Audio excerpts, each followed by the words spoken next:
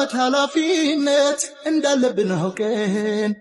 ሁልጊዜም ስንጓዝ ይህን ተጠንቅቀን መፍተንና መቅደም አይደለም ችሎታ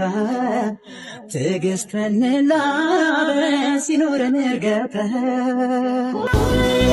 ረጋ ብለን በትዕግስት እንንዳ ሕይወት እንዳንቀጥል አካል እንዳንጎዳ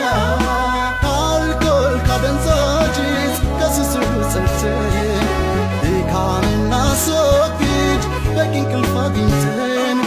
ፋታ ያጣ ሹፌር ለሚዘናጋ ሰላማዊ ኑሮ በድንገት ያናጋ አሽከርክር